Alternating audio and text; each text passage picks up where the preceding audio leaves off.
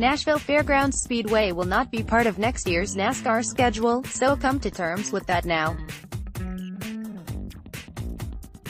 Fans have a wish list of changes for NASCAR's stale and stagnant schedule, and they have been led to believe series leadership heard their desires. The highly anticipated 2020 schedule is expected to be announced Tuesday and will show just how seriously the sport stakeholders have been listening.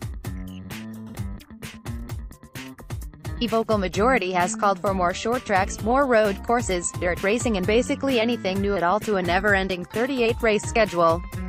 Steve Phelps became NASCAR's fourth president last October, and a month later at the season finale vowed nothing was off the table in regards to a scheduling shakeup. Will we see a lot of the things that have been talked about? More short tracks, more road courses, doubleheaders, midweek racing, pulling the season forward? All those things would be in play, Phelps said. But NASCAR has 5-year agreements in place with all its venues that don't expire until after next season, and that legally prevents the sanctioning body from ripping up the existing schedule and starting from scratch. Those massive changes can't actually happen until 2021, when NASCAR reclaims negotiating power on its events.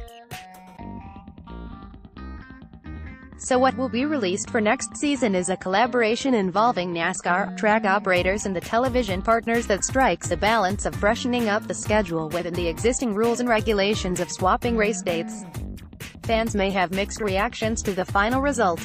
Those hoping for everything under the sun are going to be very disappointed because it just can't happen for next year. Others will likely embrace what is coming as a starting point for eventual sweeping changes. Yes, Phelps promised changes, but a total and radical implosion just isn't realistic for next year. What is likely to be announced? International Speedway Corp. spent more than $175 million renovating its Phoenix racetrack and will likely showcase the facility as the season finale, rather than the race before the championship round. The finale has been held at Homestead Miami Speedway since 2002, but that race is likely to move elsewhere into the season. Of the 3 races in Florida each year, the season-opening Daytona 500 is the only one likely to remain unchanged. The traditional July 4th celebration at Daytona International Speedway could be moved later into the summer, potentially making it the regular season finale that sews up the playoff field. Pocono Raceway is expected to merge both of its Cup races into one packed doubleheader weekend, and NBC may have argued successfully for back-to-back off weekends moved into a long August break that coincides with its coverage of the Tokyo Olympics. Atlanta needs a different date, if for no other reason than to push the event into a more appealing weather window, and that will have needed negotiations from Speedway Motorsports Inc. Head Marcus Smith, who successfully put a Roval at Charlotte Motor Speedway last year, the first innovative change to the schedule in years. What about midweek races? This can only happen in 2020 if track operators agreed to host a midweek event, and many have argued that giving up a Sunday date will harm their bottom line because they will lose campers. But the schedule as is, 38 events from February to November, is far too long and untenable as NASCAR bids to rebuild the fan base.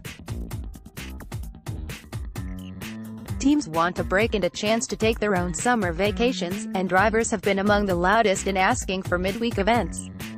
NASCAR's executives have managed to keep most details of the 2020 schedule quiet, so it isn't clear if the midweek hope will become a reality. Although the schedule is expected to be compacted, there is no confirmation on how that's going to happen. But fans are expecting at least one midweek event, if nothing else as a trial balloon to see how it works, and there will be disappointment if NASCAR failed to pull it off. But we wanted new venues. And a doubleheader with INDYCAR.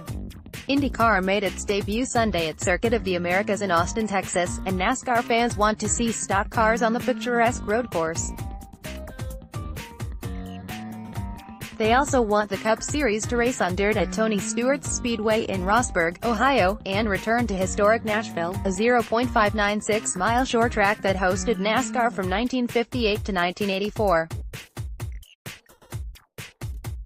All of it sounds great, but it can't be done without other tracks relinquishing their spot on the schedule, and that won't happen until the sanctioning contracts expire and NASCAR regains its leverage. It's not impossible for a doubleheader with IndyCar, and it's a smart move for the exposure it would bring to both series, but realistically that's a long-range hope and not something that can be pulled off next year. There's zero chance everyone will be happy with the 2020 schedule, perhaps because there's so much hope for something new and fresh and special, and that's probably a year away. But any changes at all are a victory for fans and a sign of hope that NASCAR is truly listening.